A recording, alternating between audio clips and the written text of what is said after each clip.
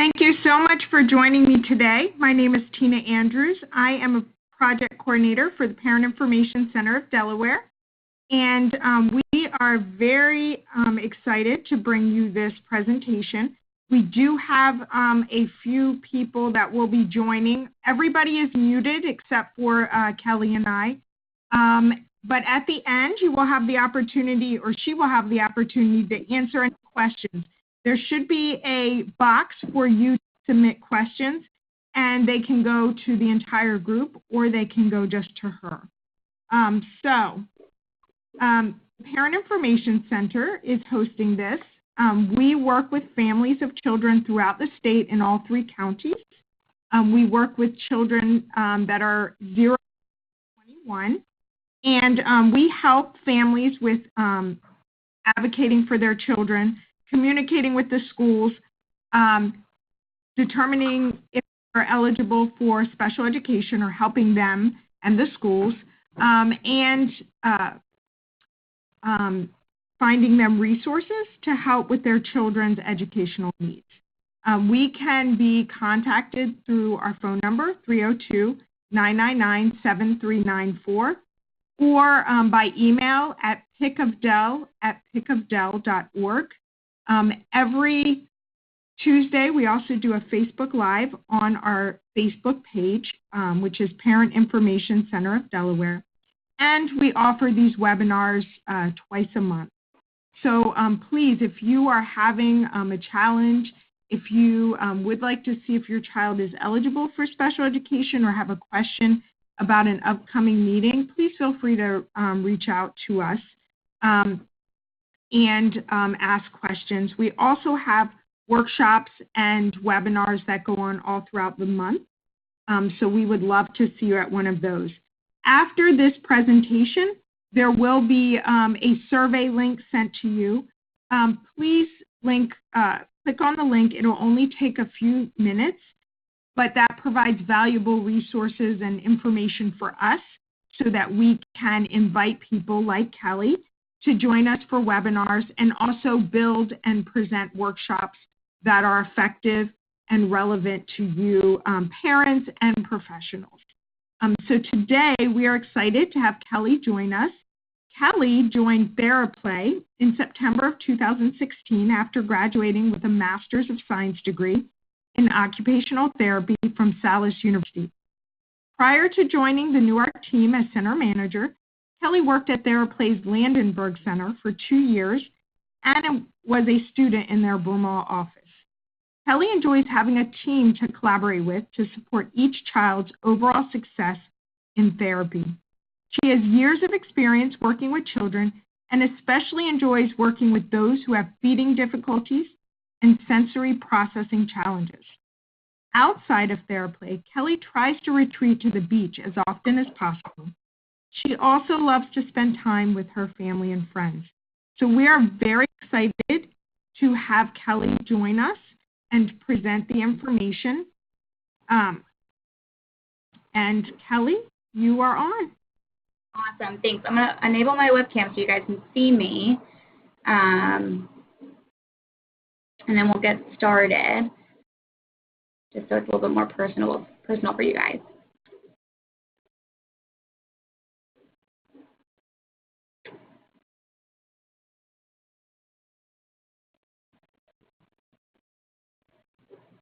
Alrighty. Okay, so thank you so much for that introduction. Let's see. What is sensory processing? We're going to try and understand what that looks like for children and adolescents.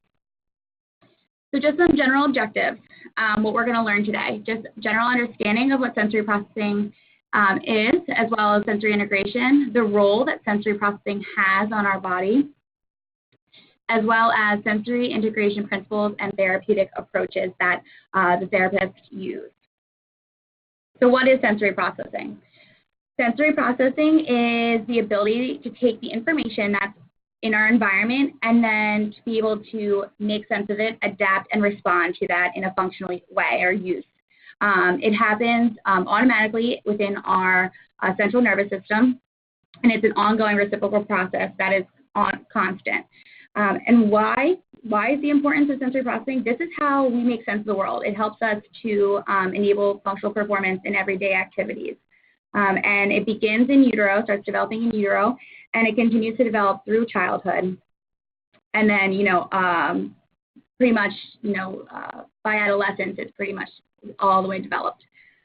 And so sensory processing is based off of Dr. Jean Ayres, who developed the principles of sensory integration theory. And what this talks about is just really that sensory processing and sensory integration is an innate process and that it's child-driven. So we'll talk a little bit more about some of our just senses that we see that are in our sensory system. And I'll get in more detail about them. So all of our senses are listed right here. So we have our proprioception, vestibular or movement, tactile, vision, auditory, and then taste and smell. So proprioception, that is our information that we're getting from our joints and our muscles. So that gives us more of an understanding of our, what they call our internal body map or body awareness. So we're getting our sensory input through our sensory receptors from our joints and our muscles and making sense of that. It helps us target like where our body is in space with utilizing vision and movement as well.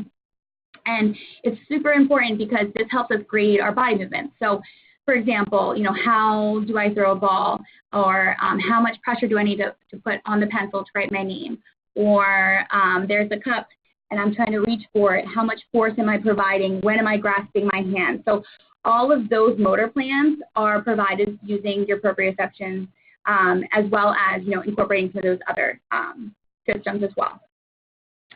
And so what I'm going to do is talk about where we can see some children that are over-responsive, under-responsive, or seeking.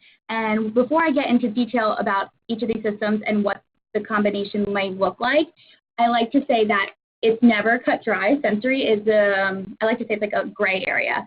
So your child may have, over-responsiveness to proprioception, but maybe under-responsiveness to vestibular. So when you hear the descriptions of these, many children have a combination of, irregularities within their sensory systems. And it's our job as the occupational therapist to find out where that disconnect is and provide the strategies and support to help them function appropriately. So let me get into a little bit more about this. So over-responsiveness for proprioception. So these are these kids that are avoiding strong input. They may present rigid or tense or even uncoordinated. And then we have some kids that are under-responsive. So here it says poor registration of body awareness. So if you can imagine, these kids are looking clumsy. They may have low tone or even having difficulty just orienting clothing when they're putting it on. And then we have our seekers, who are those bump and crashers, and they are craving that active movement that they may maybe appear more rough in play because they don't realize how much pressure they are providing to their peers when playing. And these are those kids that love the swaddling or the tight clothing. They may also be those kids that are kicking their heels down on the ground to get some input that way, or even head banging. They're getting input through that. And so you'll see as I talk about each system, there are different behaviors that are present, and these behaviors that these children are doing sometimes help them feel just right. So the head banging is for a purpose for them to feel calm and feel organized because there's something off within that proprioceptive system. So let's move on to our vestibular system. So our vestibular system, or our movement system, these sensory receptors are located in the inner ear, and this processes our rotary and linear movement. It helps provide the brain with information of where our body is in space and where our head is located in space. And so it also is telling us, okay, where our head is, but are we moving? Is the earth moving? And how do we respond to that? And of course, vestibular system helps to generate muscle tone, which is the readiness state of a muscle to contract. And I will say I see a lot of children that come to me with maybe some vestibular challenges and proprioceptive challenges because they are very, very much related to overall body awareness and coordination and things like that. So it could be a combination, like I mentioned earlier. So what do these over-responsive to vestibular input look like? These are those kids that are intolerant of movement. So in play, they're more sedentary. They may be more cautious in their play. They might even have some gravitational insecurity. So if they're maybe sitting on a therapy ball or an exercise ball, they can't handle that, or swing or anything like that because they are not in control of where their body is in space. Then we have our under-responsiveness. So these are those kids that have poor registration to that vestibular input. So the children that are not getting dizzy, they can spin around for minutes and be fine. They don't seem to notice that input that for most of us would probably get dizzy after spinning a few times. And you can also see this with those kids that are falling and then hitting their head and not having that protective extension to reach out and put their hands to catch themselves. Because they have an under-responsiveness to movement or to that vestibular system, they are not having the appropriate reactions to reach their arms out and catch them. So you can see that as well. And then, of course, our seekers, those thrill seekers that are constantly seeking out that movement. And again, you could see a combination of these within the different systems. That brings us to our tactile system, or our touch system. And so we receive our input through two tracks that provide us with our tactile input. So we have our ventral spinal thalamic tract, and we also have our dorsal column. And our ventral spinal tract is where we're getting the sensations of pain, temperature. This is more of like that defensive or protective input getting provided through the system. And then we have our dorsal column, which is getting their input through light touch. They're getting light touch, that 2-point discrimination. They're also feeling the vibration through this system or deep pressure. And this is where you see that conscious proprioception that is happening. And then stereognosis, this is the ability to perceive what an object is by just using the sense of touch, not so much looking at the object. And what's super interesting about this is that the dorsal column, that actually can inhibit some of the spinal thalamic system. So that's why for sometimes, if we have like a cut, so we have pain, we can provide some deep pressure, and that might help relieve some of that. It calms our tactile system down a little bit. So it's super interesting how we can kind of manipulate the two different tracks to help support some tactile defensiveness or things like that. Okay, so now let's chat a little bit about over-responsiveness to tactile input. These are those kids that are intolerant to certain touching. They may have some anxiety during different kinds of activities. So this could be like dressing. Certain clothing bothers them. Or, if they're younger and they're doing finger painting in school, that's when we have a huge shutdown because we're afraid to touch it. I also see a lot of children that have an over-responsiveness to tactile input may also have some difficulty with eating. So they're picky eaters as well. This is very much consistent across the board. Other things you can see, even toe walking. Some children don't tolerate up on their toes because there's certain things on the ground that give them input that they don't tolerate very well. So that's why we see them on their toes. Under-responsiveness, this is those poor registration, that's decreased awareness of any kind of input provided to their body. So these are the kids that can get super messy and they have no idea that they're still messy, and then they're going on to the next activity. And then we have our seekers. Those are those kids that are seeking those hugs, maybe really rough in their play, love to get messy, love all of that. So again, you can see it in 3 different ways. And then our visual system. So this is more, I like to mention, this is a lot more than like our acuity.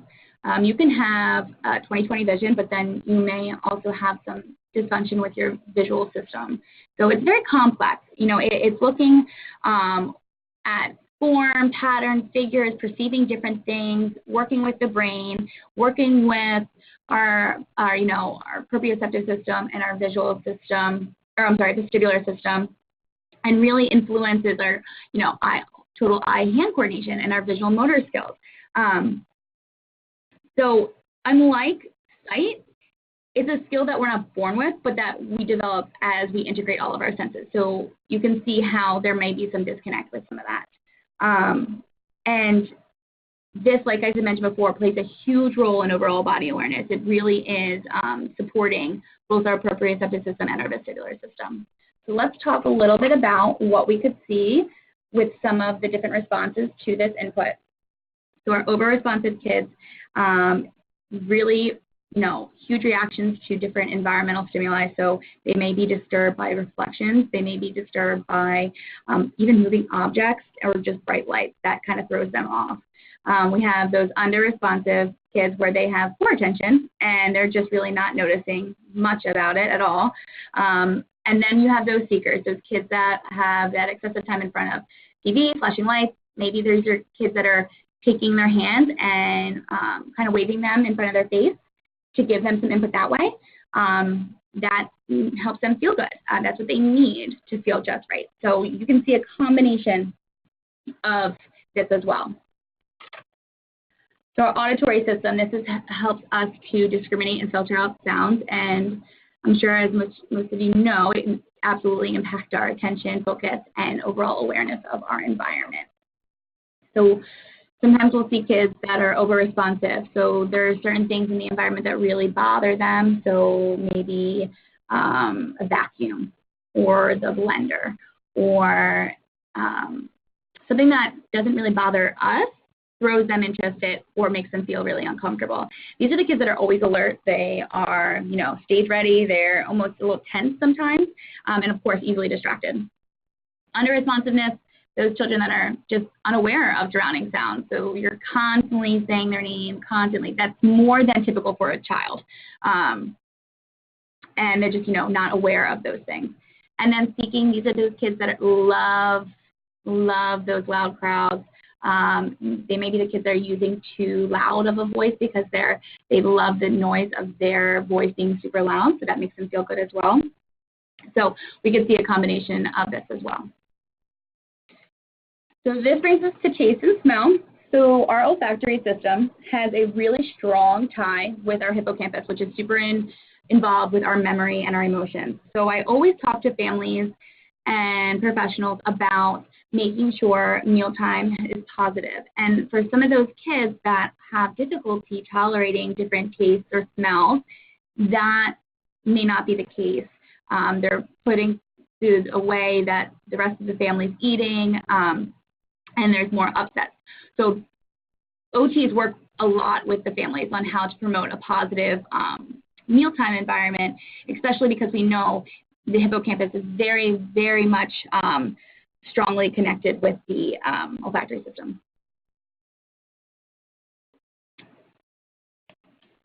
So I mentioned this a little bit. So those over-responsive kids to the tactile input, they're the ones that are avoiding certain tastes and textures. Again, I'll see a lot of kids that are doing this, also avoiding some messy play with maybe over-responsive to just tactile input altogether. Under-responsive, they're oblivious to this input, and then the seeking, these are the children that are either routinely smelling non-food objects. These are the kids that are constantly putting non-food objects in their mouth. They need that. And so, like I said, this can play a role in many different systems as well. But the goal is to try to support the child and teach the family on how to promote positivity when we have these issues and good experiences during mealtime. So that brings me to motor planning. So when we have an efficient sensory processing system and everything's working out just how it's supposed to, that result is motor planning. So motor planning is unconscious, but it's the ability to take different actions, to plan, to organize, and to carry out whatever is needed to get done. And so you can see if something is off in your sensory system, may it be your vestibular system, your tactile system, how motor planning may be challenging. And a really great example is I had a child that came to me who actually was initially seeing a physical therapist due to being clumsy, falling all the time, and the physical therapist worked their butt off trying to get this child to increase their balance. And they're like, we can't really find any anatomical thing that's going on. Like he's strong enough, all of this. And then they referred to occupational therapy. And I then found that this child's vestibular system is off, his proprioception is off. And so through therapy intervention, he was able to walk across a balance beam, which they had never seen. He improved so much just because he needed the input that would help him promote positive motor planning and be able to keep up with his peers. So, and then of course, dyspraxia or apraxia, that's just the difficulty or lack of motor planning that can happen with inefficient sensory processing. So what is sensory integration? We talked about it a little bit, but the idea behind this is that we're using our body and our brain, and we are detecting and perceiving information from the environment, and then we're taking that and interpreting that meaning. So what does that mean? I see a ball is coming to me. Okay, what do I need to do? I'm interpreting this, and then I'm making appropriate adaptation. So am I taking a step to the right, putting my hands out, grasping it, using all of our systems that in this appropriate way, that's efficient sensory processing and the idea of sensory integration as a whole and how it responds to environmental stimulation. And of course, sensory difficulties, sensory integration dysfunction and processing disorder. Occupational therapists do not diagnose this, but this is a diagnosis that could occur if children are really having a difficult time and not functioning efficiently. And this can display in a wide variety of behaviors. And of course, some of this may lead to learning difficulties. If we're not having efficient sensory processing, it's going to be very difficult for us to learn new information. So what is the impact on social and emotional development? This I see in a very array of examples. So one thing you could think of is if, little Johnny's only wearing this one type of shirt because it feels good. And, mom and dad, there wasn't laundry day this weekend. We got crazy busy. And now we can't wear that shirt. Well, he's going to have a fit if not. So now he's wearing a dirty shirt to school. Maybe he smells bad. And now kids are avoiding being around him. We have the kid that is avoiding movement. And so they're super sedentary in their play. But for their age, all these kids are running around. And so he's missing out on the social that component of development and engaging with his peers. And then to the other degree, then you have that child that is, having under-responsiveness to proprioceptive input, or they're seeking that proprioceptive input, and they're providing a lot of pressure and physical force during play, and some kids may avoid that. So there's an array of examples. I can go on all day of how this impacts our social and emotional development. The biggest thing I noticed, too, with some of our older kids is now we have this emotional issue of, okay, well, now I'm different, so why am I different? Not tolerating feedback from others, having a healthy idea of self-worth, and then, of course, how do we create positive relationships? Because that affects all ages. And then, of course, impact on physical development. This brings, kind of goes back to that one example I mentioned about the one patient that I saw where we may be avoiding certain motor activities. We may not be able to perform. We may have some coordination issues due to this, and we're not keeping up with our peers. There may be some poor, gross or fine motor skills that they're falling behind in play and also in school. Difficulty with balance, sequence of movement, all of that, bilateral coordination, all that coordination piece, that all can have a huge play in their physical development if their sensory processing is not efficient. Other things to talk about, the impact of function in the classroom and at home. If we're having a lot of things going on, we're maybe avoiding certain activities, pushing different food away, which we mentioned before, difficulty reading, difficulty just making sense of any kind of visual stimulation that are provided in a classroom, which is a lot going on. There's a lot of colors, there's depending on the age, as well as noises. I mean, classrooms can get a little loud. Difficulty listening, following directions. You know, this may look to the teachers like this child has a behavior issue, but really, they're really just trying to make it through the day because their sensory system does not feel right, and they're trying to adapt, and it might come off as not listening or not following directions, but it's just a little bit harder for them. And then, of course, here a big one is children that are having a really hard time trying to fall asleep at night, and even like in the morning, those morning routines, getting ourselves dressed and out the door, that can really impact, you know, overall functionality of the family's dynamic. So this kind of brings me to our behavioral component. Of course, we talked about learning. It impacts our learning. We need to have, you know, appropriate sensory processing and get that input. And if we don't have it, it's going to be very hard for us to learn new things. But I really wanted to hone in on this behavioral component that I mentioned a little bit in the previous slide. We hear all the time, well, is it sensory challenges or is it behavior? And usually it's a combination of both. So what I see, and this is across ages, is that we have kids that had a sensory issue years ago, months ago, whatever it was, and they were not getting the needs met that they needed to, you know, feel just right, or to get them to feel, you know, typical for what would sensory processing look like for them. So then they developed a behavior to cope with that. And that behavior may be not listening. That behavior may be roughhousing. That behavior may be defiance. That, you know, it could be a combination of things. So what we do is we make sure that we are addressing both together. And now, occupational therapists, we're not behavioral therapists. We don't provide that, but we do use a lot of different programs that help teach children about their behavior and how that impacts their performance, and how we can try different strategies to support the sensory system. And I've actually found that if families and children are participating in different sensory strategies, there may be a decrease in behavior. I see that more so for some of our younger kids. When we get, you know, I would say like 13, it's a little harder because now we've had years of this now learned behavior that's almost now like a habit. It's part of our responses.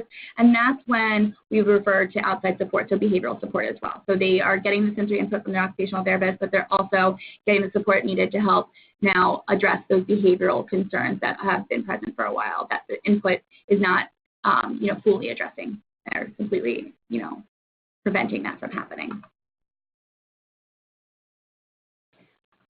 So I'm just going to talk a little bit about like what the approach looks like during like an evaluation, if a child would ever come to Theraplay. We, you know, discuss what the purpose is. You know, it's big to get the family involved. If the family is not giving us their concerns and their priorities, then there's really no point in us even having this moment to sit down.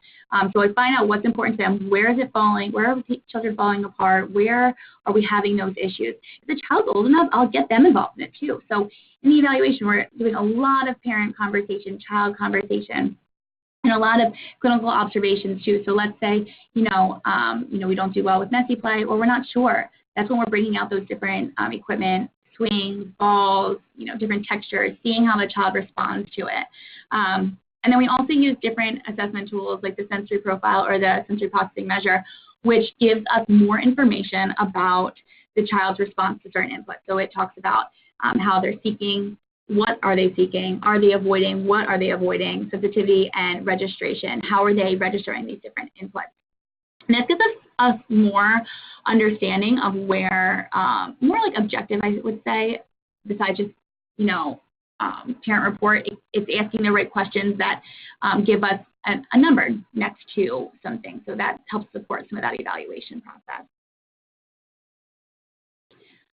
So what our treatment sessions really look like, it's a lot of sensory activities, a lot of visual motor skill activities. So using a sensory approach. So if we have a child that is falling behind in visual motor skills because of inefficient sensory processing, we'll use a sensory approach for that. So may that be if we're working on letters or if we're working on writing or anything like that. I may use different textures. So I may use Play-Doh more, or I may use salt and things like that so we can form, wiki sticks, all those kinds of things. Make it more child-driven, and it's also, children learn better by using more concrete objects than just sitting there practicing.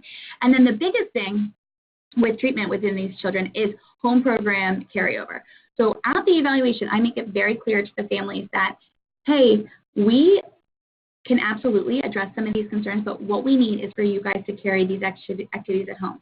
Your child coming here twice a week is great, but if we don't give this child that input every single day, you know, however many times a day that the occupational therapist recommends, there's not going to be any change. There may be really great performance at Theraplay or in the outpatient center, but there is no performance changing at home.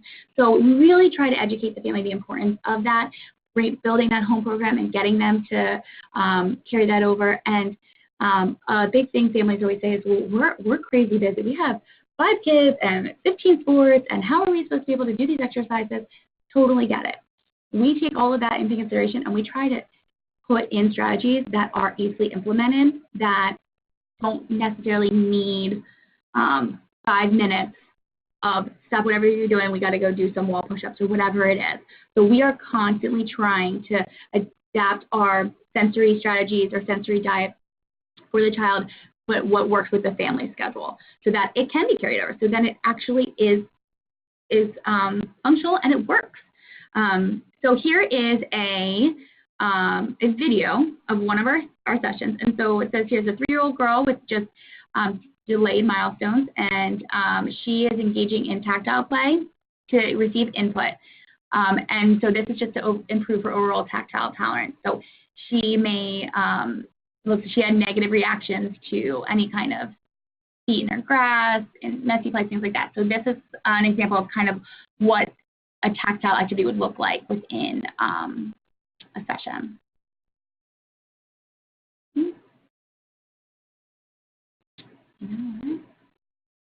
I'm sorry, it doesn't look like it's playing.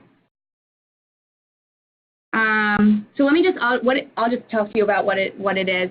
So it's actually a therapist and a child outside in the grass. They have like a rice bin, they have a noodle bin, and they're almost like hiding different things in the bin, and they're trying to encourage the child to dig through and try to retrieve some of those items. So it's a play game, but they're also now trying to tolerate different input on their feet. And a lot of this sensory processing, especially with tactile, is just increasing that exposure. And so this is a fun way that the child doesn't even almost realize that, hey, I'm actually getting some input to my feet, and I'm not, it's not a negative experience. So that's always fantastic. So I mentioned a little bit about how we have certain programs that therapists will utilize to help children with behaviors that are now present, or also just to get them to be intrinsically motivated to participate in the sensory activities at home. So one of the regulation programs that we teach children is called the ALERT program, or How Does Your Engine Run? And what this does is it teaches children about their sensory system and about how everybody has an engine. So sometimes our engine, just like a car, it's running really, really fast, it's running really, really slow, or maybe it's running just right. And we teach the children, when is it appropriate for our engine to be running really fast? It's appropriate for our engine to be running really fast if we're running around playing games outside with peers. When we're sitting down for dinner, we probably want our engine to be just right.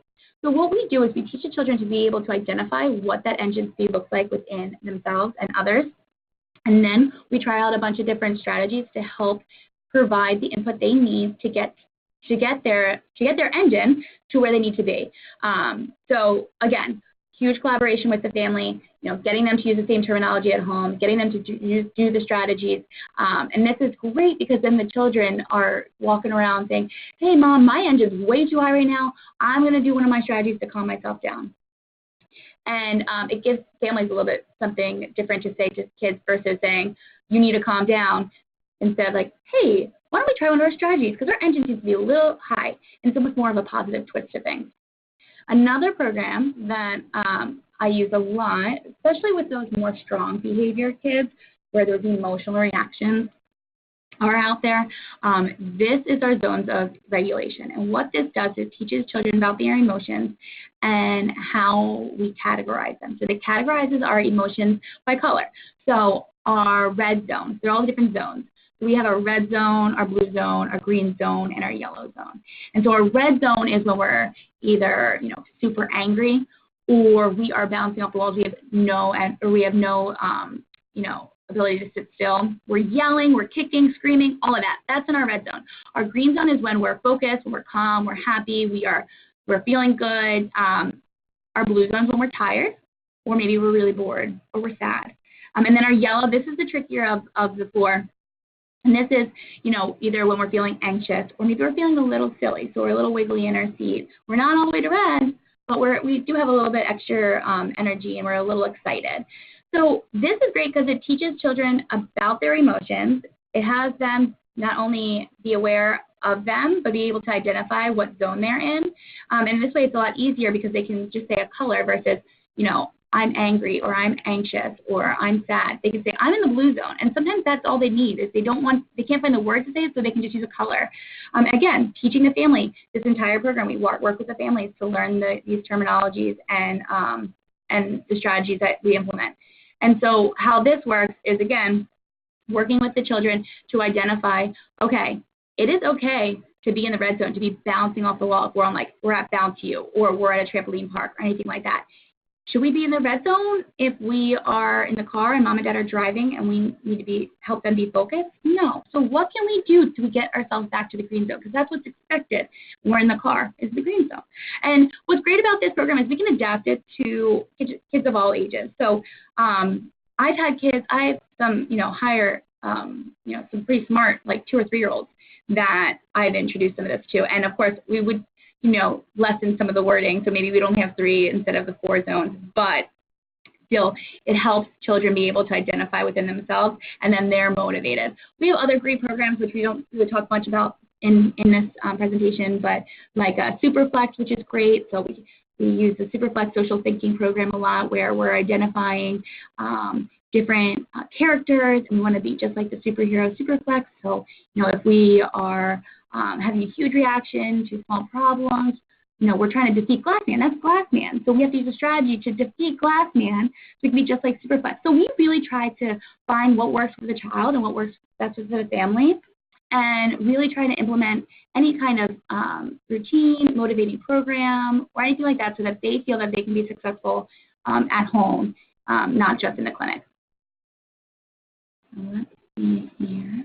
So this is great. You guys have this to look at, but these are really awesome resources that I tell all our families. They're books just to give you guys more information about sensory processing, how to handle a child that has sensory processing difficulties.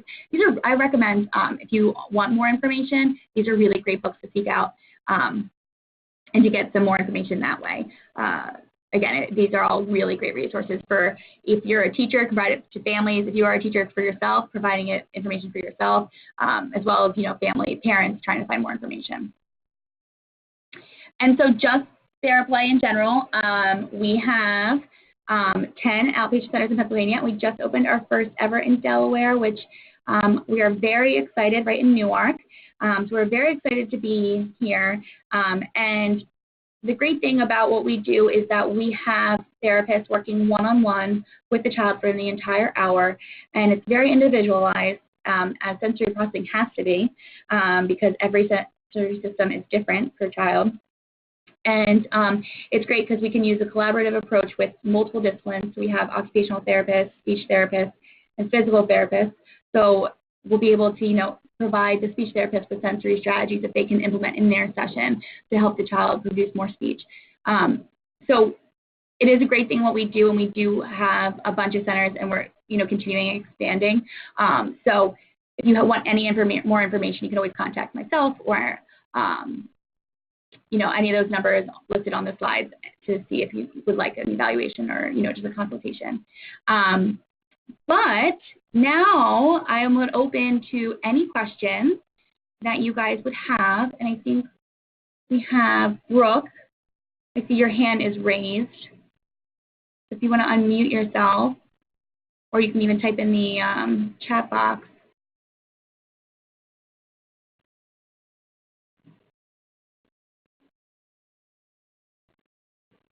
Chat, let's see if this works.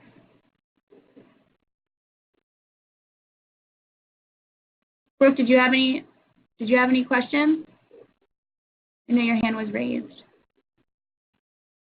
Or anyone else? Anyone else have any questions at all? Oops.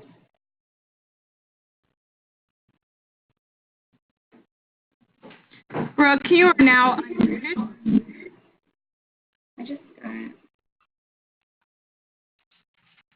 It looks like Brooke, hear me? Sorry, looks like Brooke is asking, will this be online? The presentation? Yes. Yes.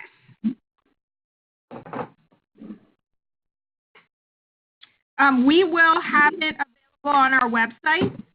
We also have a YouTube page where we put our webinar presentations.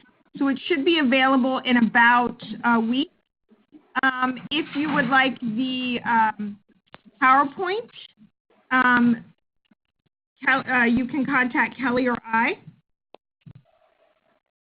And I'll put my email here in the box.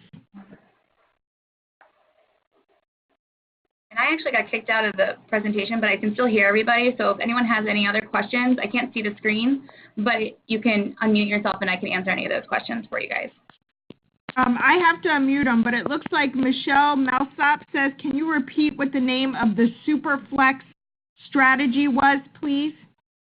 Yes, so this is a great program. It's called Social Thinking. It's that's kind of the head of the I guess the umbrella term.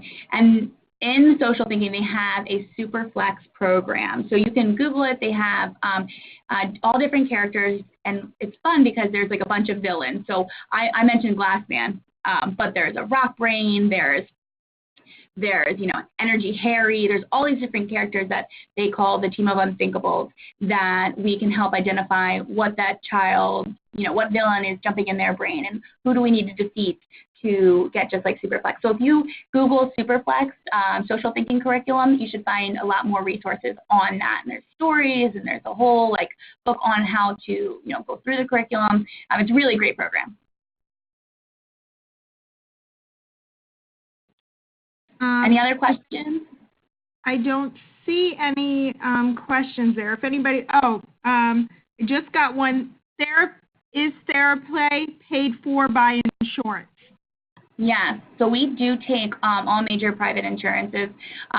Right now in Pennsylvania, all of our Pennsylvania centers, we're in network with almost all, if not all, major private insurances, and then we also take the medical assistance Keystone First in Pennsylvania. In Delaware, we just opened a month ago or so, and we are taking also private insurance.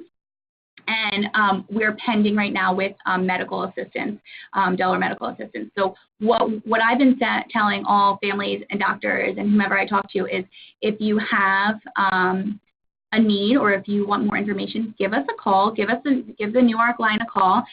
We will make sure we see if we take your insurance. If you have medical assistance, we will take down all your name and information, child's name, all of that. So then the moment that we are in network, there's no delay, and we'll give you a call that day and say, hey, we're in network. I'm going to verify your benefits. Let's get you guys in for an evaluation. So, and if you're, want to know private insurance as well, give us a call. We verify all of that before you guys even come in, which is great. So then, you know exactly what you'd be paying out of pocket prior to your guys' first visit. We also have a question, how do we create a sensory diet for our children if we know the specific needs? So I would consult with an occupational therapist if possible, but because it's an ongoing process, I'll be honest with you. But depending on the child's needs, it differs. So some kids may need certain input. Now it might be vestibular input, might be proprioceptive input. We'd have to figure that out. They may need input every day, maybe once a day for 5 minutes. Some kids may need it a couple times a day for a couple minutes a day. So it is the sensory diet, when we try to develop that, it's ongoing. We are constantly trying to find out, okay, let's do this sensory diet at home. You guys, how did that work after, a week? Nope, still having meltdowns. Okay, let's see. Now let's try some other strategies, or let's increase the duration of this strategy and see if that works. So like I said, it is not a cut dry sensory diet. It's all specific to the child. But the best recommendation is, I would say, if a child doing something in the morning and maybe after school every day, and then see if you see an improvement, because the importance is getting that input throughout the day, not just when they get into these big meltdowns, getting the input prior to any, upset behavior is present. That's key, and that's what the sensory diet helps to do. So hopefully that answers your question. I do not see, so the person that asked about that said she attends OT, their child. Is there a guideline for home care? For, I'm sorry, I don't know if I understand your question. So, carrying it over at home? Brooke, I'm going to unmute you. Hi. Brooke, Hi. Can anyone hear me? Yes, I can hear you. Oh, Yes. Wonderful. Okay, great. All right, thank you. I have two daughters. They're both fall under sensory processing challenges, per se. Okay. And they both seek OT, PT, and one of them has speech therapy through your Theraplay in Virginia. You guys just bought one of our therapy centers. So the questions are specifically for my oldest daughter, who's 8, who does not attend OT anymore. She does a home program.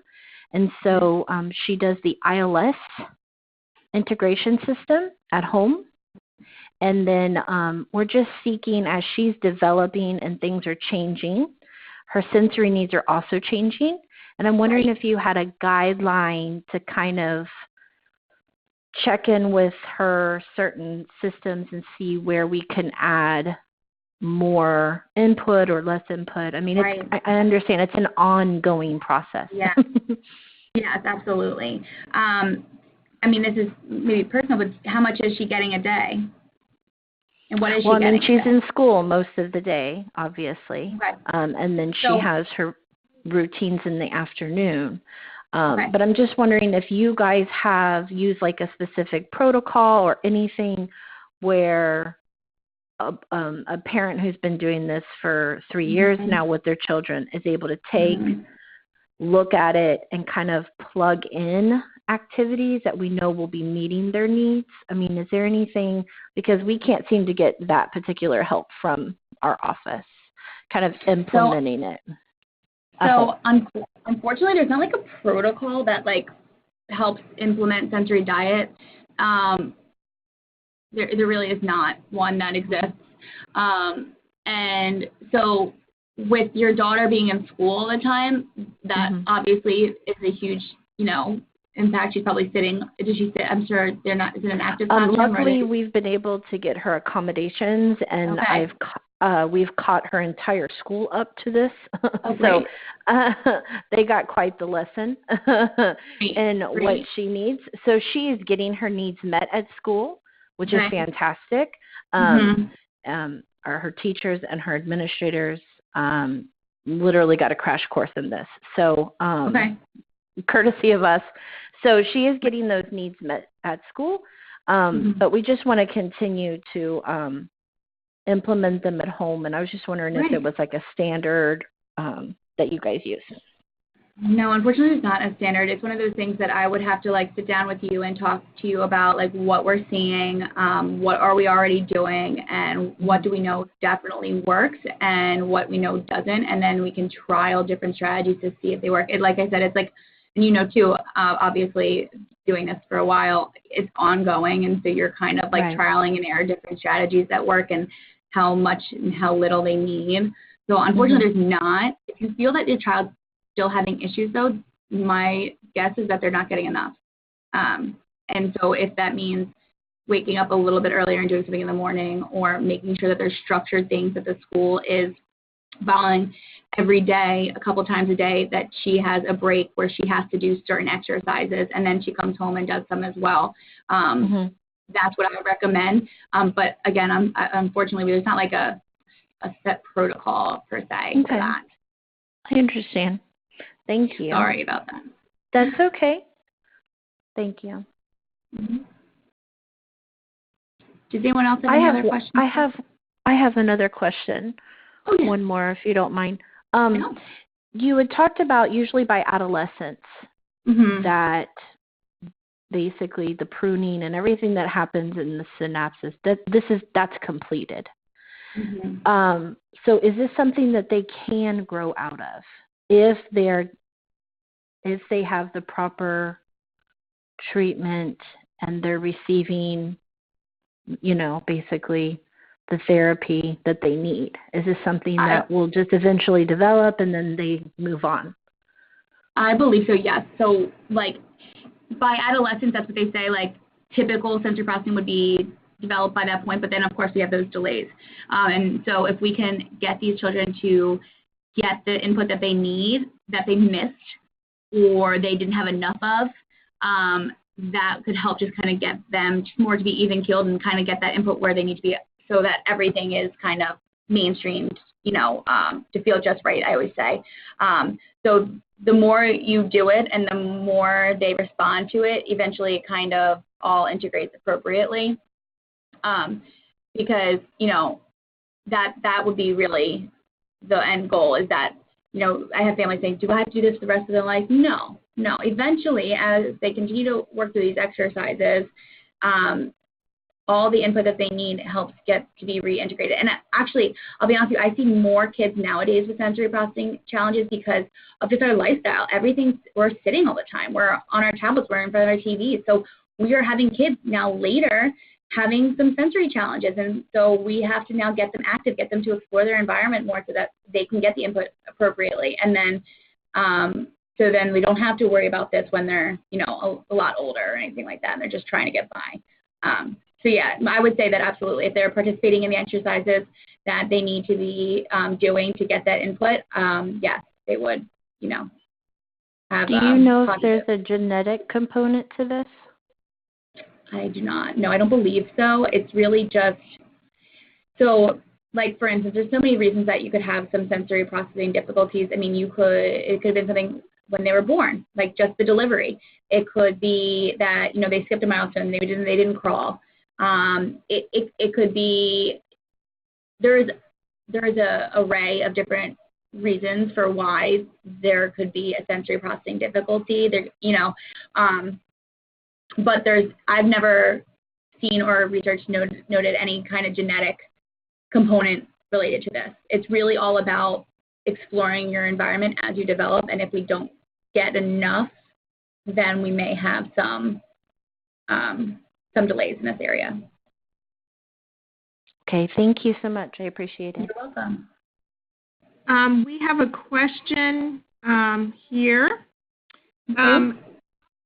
How would parents go about introducing these options to their child's IEP team for support in school? So unfortunately, I don't work in the school-based setting, and so I know it gets a little sticky. Obviously, advocating for your child as much as you can, but asking for, if they have an IEP, see if they can get an occupational therapy evaluation, and see if they see the need. The problem is that I see a lot is, unless it's impacting their school performance, they may not qualify. And so that makes it even harder to get these accommodations put into play, especially within their IEP. Because in the school system, in the school setting, it has to be impacting them within their education for it to be an area that they need to address.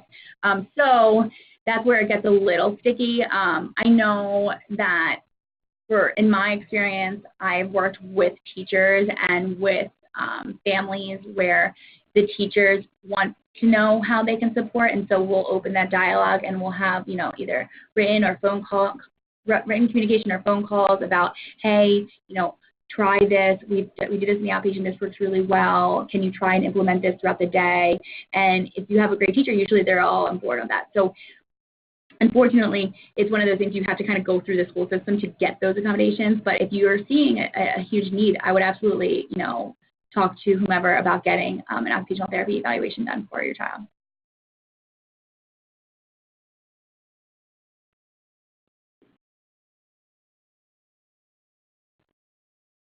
Any other questions?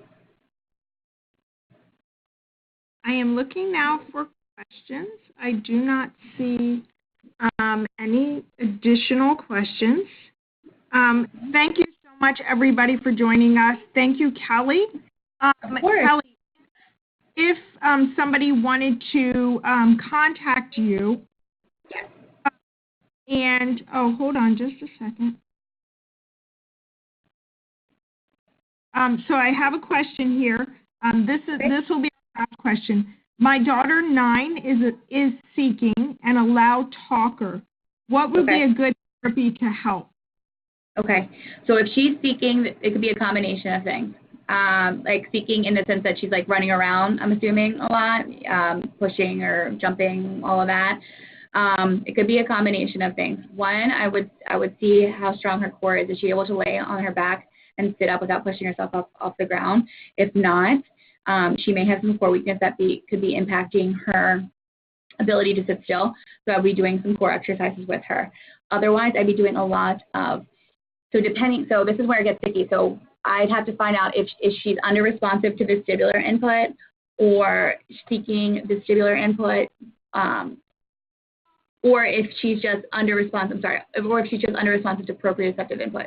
So this could be a combination of things. One thing I would say is start implementing more heavy work in her day. So any kind of activities that encourage her to weight bear on her arms, use her strength, use her muscles, something fun, like every morning have her do some animal walks throughout the house, or have her help with laundry and she carries or pushes the laundry bin over to the laundry, carrying the groceries. And you can implement that requires her to use her strength and her muscles.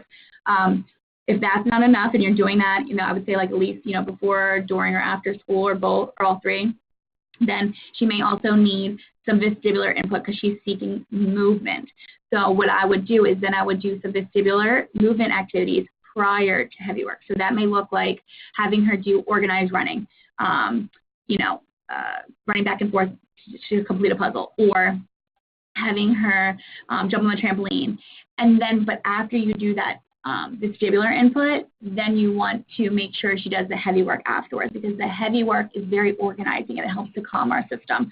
So I would try a combination of that. And usually I find that if you're addressing the seekers, those things, and we're having some sensitivity with like noises, usually we find a decrease in that because they're feeling more regulated in the other areas, that the auditory isn't impacted as much. We're not seeing as much issues with tolerating different noises and things like that, or we're not speaking so loud because we are getting appropriate input and in other ways, and we're feeling more regulated throughout the day. So hopefully those are some things that you can try.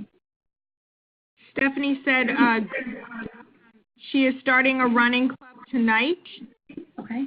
Using kettlebells and a hanging swing. She said, that's great. Thank you. If any of our participants would like to contact you, how would they reach you? So you can, I'll give you guys my email. You guys can email me. My email is krodden, RODDEN, @theraplayinc.com. So you guys can shoot me an email. Just in the email, let me know, you sat in on the webinar and you had specific questions, and then either I can try and answer it via email or I can give you guys a call. Either one works.